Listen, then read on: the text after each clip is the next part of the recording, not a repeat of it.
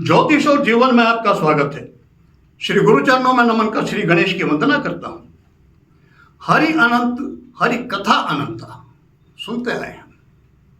भगवान श्री हरि विष्णु, उनका एक नाम अनंत भी है।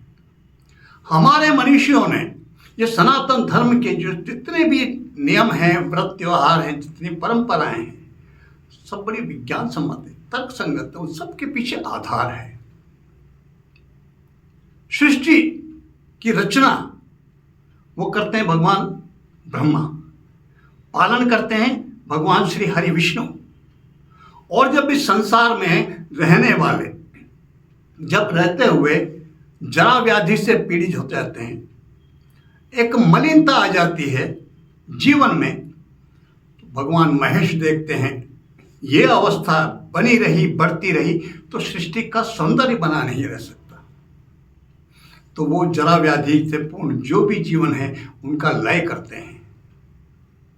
अब हम देखें दूसरा विज्ञान, दूसरा तर्क। हम विज्ञान कहें उसको, विज्ञान कहने में अगर कोई दिक्कत हो तो हम तर्क संगत कह लें, उस तरह समझ लें जैसे चाहें। निर्माण में बुद्धि विवेक की आवश्यकता होती है। और सृष्टि के निर्माण करता कौन है? ब्रह्मा। तो उनकी शक्ति, उनका तत्व का, उनकी शक्ति तत्व का नाम है सरस्वती। भगवान विष्णु को, भगवान हरि विष्णु नारायण को सृष्टि का पालक कहा गया। पालना कौन करते हैं? सृष्टि तत्व के कारक कौन है? भगवान विष्णु। और बिना लक्ष्मी के, बिना धन के, बिना पैसे के एक दिन का भी निर्वहन नहीं हो सकता। पैसे की आवश्यकता पग पग पर पड़ती है। तो उनकी अर्धांगिनी कौन है? उनकी सहयोगिनी कौन है? भगवती लक्ष्मी, माता लक्ष्मी। संहार के लिए उग्रता की आवश्यकता होती है। तो महेश के जो शिव स्वरूप है, महाकाल स्वरूप जो उनका, महाकाली, वही संहार करती हैं। संहार के बाद फिर नए सृजन का प्रारंभ होता है, सृष्टि का यह क्रम है। तो भगवान विष्णु का एक नाम अनंत। अब हम देखें तिथि, थोड़ा सा विवेक से काम लेते हैं। नाम देखते पता चलता है अक्षय तृतीया। नाम सुनते ही एहसास होता है कि एक ऐसी तिथि है जिसका क्षय नहीं होता, अर्थात जिसका नाश नहीं होता। जो नष्ट ना होती हो उसी को तो अक्षय कहेंगे। तो ऐसी तिथि अनंत चतुर्दशी। अनंत का अर्थ होता है जिसका कोई अंत न हो, जो सर्वत्र व्याप्त हो, उसी को तो अनंत कह सकते हैं। तो तीनों तत्व अनंत हैं। ब्रह्मा भी अनंत, सृष्टि की रचना का कार्य वो भी सर्व तरफ, चारों तरफ हो रहा है। और उसके पालन की प्रक्रिया भी, जब रचना हुई तो पालन की प्रक्रिया, उसकी आवश्यकता भी सभी तरफ है। और फिर संहार उसकी भी सभी तरफ है। लेकिन महत्व किसका है? महत्व है पालने वाले का, महत्व है संभालने वाले का। इसलिए भगवान नारायण, भगवान विष्णु वो सर्वत्र पूज्य, उनका महत्व अधिक है। ब्रह्मा जी केवल पुष्कर में पूज्य, भगवान शिव सभी जगह पूज्य। क्यों? क्योंकि जानते हैं इस बात को सब, वो रक्षक भी हैं और सौंदर्य को बनाए रखने का उत्तरदायित्व भी उन्हीं का है। लेकिन महत्व किसका? पालने वाले का। तो अनंत चतुर्दशी एक ऐसी तिथि जो भगवान अनंत के लिए, भगवान हरि विष्णु के लिए, उनकी उपासना के लिए श्रेष्ठतम तिथि है। वैसे तो प्रत्येक मास में पूर्णिमा को सत्यदेव भगवान का पूजन करते हैं श्रद्धालु। प्रत्येक मास की दोनों पक्षों में जो एकादशी तिथि आती है वो भी भगवान विष्णु को समर्पित है, वह भी भगवान नारायण को ही समर्पित है। उन्हीं का पूजन होता है, उन्हीं के नाम से व्रत किया जाता है। उनकी उपासना के लिए एकादशी और पूर्णिमा। और श्रेष्ठतम वर्ष में कोई अगर एक दिन ऐसा जिसे कहें कि भगवान विष्णु की उपासना के लिए श्रेष्ठतम दिन कौन सा है, तो वो है अनंत चतुर्दशी, भगवान श्री अनंत की पूजा के लिए। अब कब आता है वो? भगवान गणपति की उपासना हो चुकी होती है। भगवान भाद्रपद मास में शुक्ल पक्ष की चतुर्थी को गणपति जी का स्थापना होती है। और अनंत चतुर्दशी से एक दिन पहले तक, 13 दिन तक उनकी उपासना होती, 10 दिन तक। और 11वें दिन अनंत चतुर्दशी को उनका विसर्जन होता है। और पूजन किसका होता है? फिर भगवान हरि विष्णु का। उसके बाद श्राद्ध पक्ष लगता है, पितरों का आवाहन, भगवती उपासना, नवरात्रा, और फिर दीपावली आती है।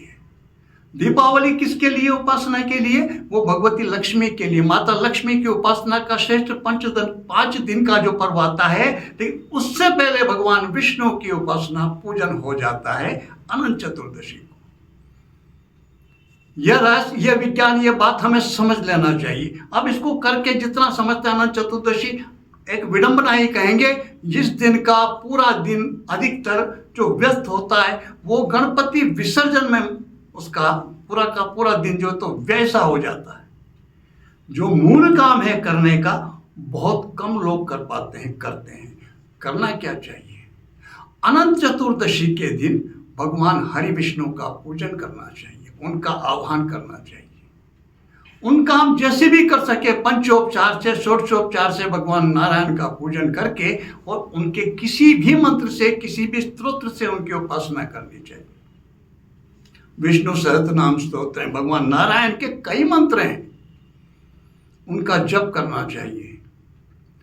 और एक पीले रंग का रेशमी धागा लेकर के, और उसमें 14 चतुर्दशी तो 14 उसमें गठाने लगानी चाहिए। भगवान विष्णु के किसी भी मंत्र से एक बार बोल करके एक गठान लगाएं। वैसे ओम अच्युताय नमः, ओम अनंताय नमः और ओम गोविंदाय नमः, ये एक मंत्र है। इसको बोल करके एक गठान, और फिर ओम अच्युताय नमः, ओम अनंताय नमः, ओम गोविंदाय नमः, ये दूसरा मंत्र है। इसके उच्चारण में हम ओम भी बोल सकते हैं और ओम भी बोल सकते हैं, जैसा चाहें। यहाँ पर दोनों ही ग्राह्य हैं, ओम भी और ओम भी। तो ये 3 बार ये बोलना, ये एक मंत्र है। एक बार बोल करके उस पीले धागे में 14 गठाने लगाना चाहिए। हल्दी से तिलक, कुमकुम, उनको पूजन करके भगवान श्री विष्णु के चरणों में उससे रख कर फिर पाठ करना चाहिए। चाहे हम किसी भी स्तोत्र का पाठ करें, विष्णु सहस्त्रनाम का करें, गोपाल सहस्त्रनाम का करें, भगवान नारायण के किसी भी मंत्र का जप करें, वो करें सामने बैठ करके। और उसके बाद फिर उसको उठा करके परिवार के जितने सदस्य हैं उतने धागे बना लेना चाहिए। अनंत चतुर्दशी के जितने भी धागे, महिलाओं को वो बाएं हाथ में और पुरुषों को दाहिने हाथ में वो उठा के उसको धारण करना चाहिए। यह एक तरह से रक्षाबंधन का काम करता है, बहुत शुभ फलदायी।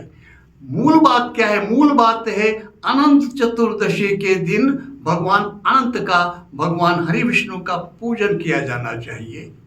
महत्वपूर्ण यह है, हम सवेरे उठ करके जो अधिकांश देखने में आता है, जगह जगह पांडालों में प्रतिमाएं स्थापित होती हैं। गणपति की प्रतिमाएं स्थापित करने का मैं विरोध नहीं कर रहा हूँ, कर सकते हैं, करें, लेकिन वैसी व्यवस्था भी हो। बाद में उन प्रतिमाओं का किस तरह से उनकी दुर्गति होती है, ये आपने भी देखा है, मैं भी देखा हूं, मैंने भी कई बार देखा है। अनंत चतुर्दशी के 2-4 दिन बाद फिर सोशल मीडिया पे, व्हाट्सएप पर, फेसबुक पे, सब पे उनकी दुर्गति के जो फोटो वीडियो आना शुरू आते हैं, वो छिपे नहीं किसी से। क्या लाभ है इस स्थापना से? इससे बेहतर ये है, गणपति भगवान तो घर में विराजमान हैं ही, उनकी उपासना करना चाहिए। इन 10 दिनों में गणपति अथर्वशीर्ष का पाठ है, उनका जो मूल मंत्र है ओम गं गणपते नमः, उसका जप है। गणपति के किसी भी स्तोत्र का पाठ करके सवेरे शाम और पूजन करना चाहिए। 10 दिन तक उनकी स्तुति की जानी चाहिए। केवल अधिकांश देखने में आया, प्रतिमा विराजमान करते, सवेरे शाम आरती करते, दीपक लगाते, प्रसाद चढ़ाते, बस हो गया काम। और उसके फिर अनंत चतुर्दशी के दिन सवेरे से लगते समय पे उनका भोजन के नाम पे प्रसाद वगैरह चढ़ाते, फिर विसर्जन। मूल जो काम है, जो होना चाहिए अनंत चतुर्दशी, नाम ही अनंत चतुर्दशी है। और अनंत तो एक ही है, और वो भगवान विष्णु, भगवान नारायण। उनको तो भूल ही जाते हैं हम, कितने लोग याद रखते हैं। तो आवश्यकता हमें इस बात की हम समझें, यदि गणपति स्थापना की है घर में, उनका भोजन के प्रसाद नैवेद्य आदि जो करना है, हम किसी सामान्य मेहमान आ जाए उनको भी विदा नहीं करते भूखे, उनको भी भोजन। तो हमको 9 दिन 10 दिन तक विराजमान रहें भगवान गणेश हमारे घर पर, तो प्रसाद आदि करके उनका विसर्जन तो श्रद्धा से होना ही चाहिए, वो तो करना ही है। लेकिन साथ ही साथ हमें ये भी याद रखना चाहिए, उनको विदा किया, उनकी प्रतिमा विदा, और ये गणपति का विसर्जन किया ही नहीं जाता, गणपति हमेशा हृदय में विराजमान रहते हैं, वहाँ करना चाहिए। प्रतिमा को हम विसर्जन कर आते हैं, लेकिन लक्ष्मी की जो तत्व है, मूल स्वामी हैं भगवान हरि विष्णु, उनका पूजन, उनकी उपासना वो अवश्य करना चाहिए। वो जब करेंगे, भगवान नारायण यदि प्रसन्न होंगे, तो फिर आने वाले समय में कुछ समय के बाद जब भगवती लक्ष्मी मातेश्वरी की उपासना करेंगे, तो उन्हें तो सहज रूप से प्रसन्न होना ही है। हम पहले ही हम भगवान अनंत को, भगवान नारायण को हम उपासना कर चुके, उनका आह्वान करके उन्हें निमंत्रित कर चुके, उनको प्रसन्न कर चुके। भगवान लक्ष्मी को तो प्रसन्न होना ही है। इसीलिए एक बात कही जाती है, हम तर्क से देखें थोड़ा सा, कोई भी विवाहित स्त्री चाहती है कि उससे पूर्व उसके पति को सम्मान दिया जाए। यदि पति को सम्मान ना दिया जाए, पहले उनका सम्मान ना करके और सीधे किसी भी विवाहित महिला की किसी भी कार्य से यदि प्रशंसा की जाए, उनको मान सम्मान दिया जाए, वो प्रसन्न नहीं होगी। तो दीपावली पे लक्ष्मी पूजन से पूर्व ही ये भगवान अनंत के पूजन का एक पर्व पड़ता है, अनंत चतुर्दशी का। वो हमें भगवान विष्णु का पूजन अवश्य करना चाहिए, भगवान श्री हरि विष्णु का, भगवान श्री अनंत का ध्यान पूजन किसी भी मंत्र से, ओम श्री नारायणाय नमः, और कुछ नहीं तो ओम श्री नारायणाय नमः, इस मंत्र का यथेष्ट जप, चाहे रुद्राक्ष की माला पर करें, सर्वोत्तम विष्णु के जो मंत्र हैं उनका जप तुलसी की माला पर श्रेष्ठ रहता है। तुलसी की माला पर गणपति के मंत्र का जप नहीं करना चाहिए, भगवान गणेश को तुलसी नहीं चढ़ती, तो तुलसी की माला पर भगवान गणपति के मंत्र का जप भी नहीं करना चाहिए। लक्ष्मी की उपासना के लिए, लक्ष्मी की कृपा प्राप्ति के लिए श्रेष्ठ माला रहती कमलगट्टे की। वैसे कमलगट्टे की माला उपलब्ध ना हो तो किसी भी माला पे किया जा सकता है, लेकिन श्रेष्ठतम फलदायी रहती कमलगट्टे की माला। तो ऐसे ही भगवान विष्णु के लिए श्रेष्ठ माला रहती तुलसी की, वो करें।